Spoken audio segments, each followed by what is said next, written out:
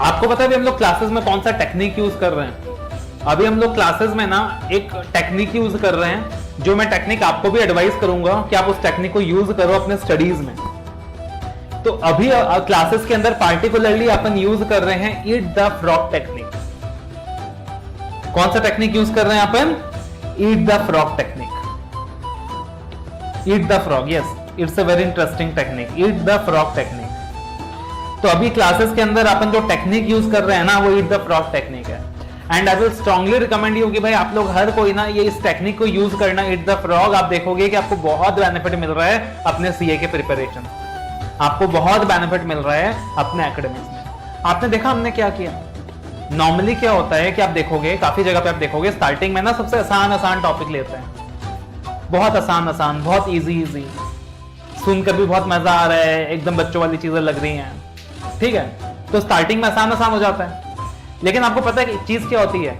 Starting में अपना जो सब्जेक्ट की तरफ जोश होता है, स्टार्टिंग में अपना जो सब्जेक्ट की तरफ मोमेंटम होता है, वो हाईएस्ट होता है, और उस वक्त तो हम ले लेते हैं आसान चीजें। अब धीरे धीरे जब हम ग्रेजुअली प्रोग्रेस कर रहे होते हैं तो हमारा इंटरेस्ट लेवल कम होते जाता है, उस वक्त हम लेते हैं टफ चीजें। तो एक तो अपना इंटरेस्ट लेवल हो गया कम, और उस रिड्यूस्ड इंटरेस्ट लेवल पे आप ले रहे हो टफ चीजें, तो वो टफ चीजें आपको और टफ लगती हैं, वो टफ चीजें आपको और परेशान करती हैं। लेकिन सोचो स्टार्टिंग में जब जोश भरा था, जब इंथुसियाज्म भरा था, उसमें ही तुमने जो ज्यादा टफ चीजें हैं, ज्यादा कॉम्प्लेक्स चीजें हैं, तुमने उनको कवर अप कर लिया।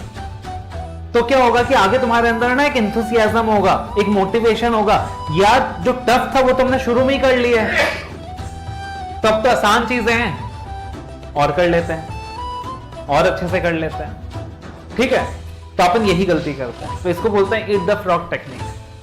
तो इस पर्टिकुलर टेक्निक में क्या होता है, कभी भी पहला ना, आप जब पढ़ाई कर रहे हो, आप डेली शेड्यूल्स, आप डेली टारगेट्स के बारे में सोचो, आप लंबा मत सोचो, आप डेली टारगेट्स के बारे में सोचो, डेली मेरे को क्या पढ़ना है, कितना पढ़ना है, और डेली अप्लाई करो ईट द फ्रॉग, डेली अप्लाई करो ईट द फ्रॉग। मतलब आप क्या करो, choose the toughest oblique the more complex topic for the day,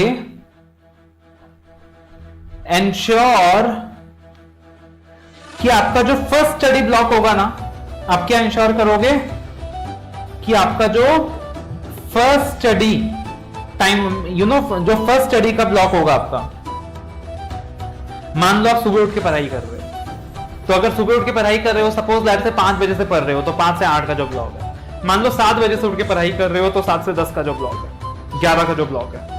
मान लो 9 बजे उठ के पढ़ाई कर रहे हो, रात को लेट से सोते हो, तो सुबह उठ के 9 से 12, 11 को 1 का जो ब्लॉक है। तो जो भी आपका फर्स्ट स्टडी ब्लॉक होगा, आप ये इंश्योर करो कि उस फर्स्ट स्टडी ब्लॉक में you will complete that tough topic, you will complete that tough topic.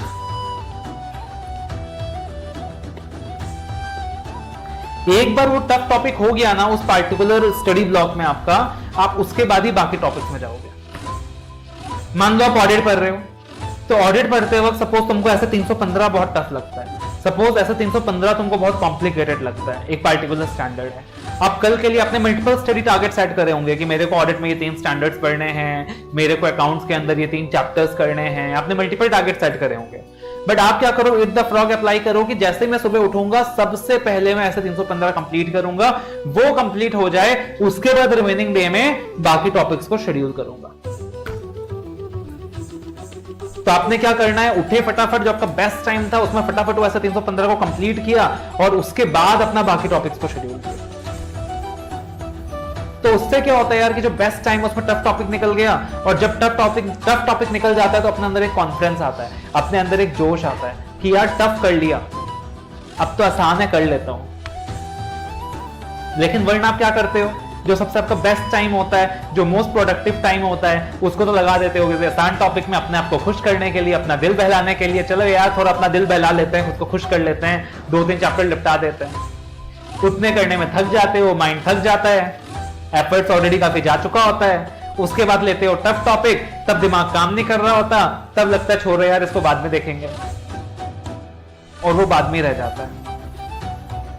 लेकिन आप अगर ईट द फ्रॉग अप्लाई कर रहे होते हो तो अकॉर्डिंगली क्या होता है कि हर दिन आपके प्रायोरिटी शेड्यूल के हिसाब से जो टफ टॉपिक हो रही होती हैं वो tough topic as the first task of the day आपका एलिमिनेट होते जा रहा होता है। और धीरे धीरे आप देखते हो कि जैसे ही आप कुछ महीने, 15 दिन, 20 दिन, 1 महीना, 2 महीना, आप जैसे ईट द फ्रॉग अप्लाई करते हो तो आप देखते हो कि यार जो टफ टॉपिक है वो एलिमिनेट हो रहा है लिस्ट कि डे 1 में मैंने ये टफ टॉपिक सबसे पहले कंप्लीट कर लिया, डे 2 में ये टफ टॉपिक मैंने सबसे पहले ही कंप्लीट कर लिया, डे 3 में ये टफ टॉपिक मैंने सबसे पहले ही कंप्लीट कर लिया।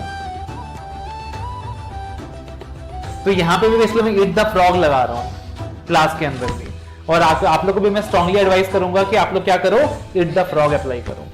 काफी काम का टेक्निक है, it's a very scientific technique, it's a universally approve technique, और दुनिया भर में बहुत सारा रिसर्च हुआ है और वो रिसर्च में पाया गया कि जो ईट द फ्रॉग टेक्निक यूज कर रहे हैं ना उनको बहुत ज्यादा बेनिफिट मिला है, उनका स्टडी एफिशिएंसी बहुत ज्यादा है, उनका रिटेंशन बहुत ज्यादा है। तो आप लोग भी अब से क्या यूज करोगे, ईट द फ्रॉग। ये जो वेजिटेरियंस है उनके लिए भी टेक्निक अवेलेबल है, एप्लीकेबल। जो वेजिटेरियंस है वही मत सोचना कि यार ईट द फ्रॉग ये टेक्निक तो हमारे लिए नहीं है, राइट? तो ये टेक्निक सबके लिए है।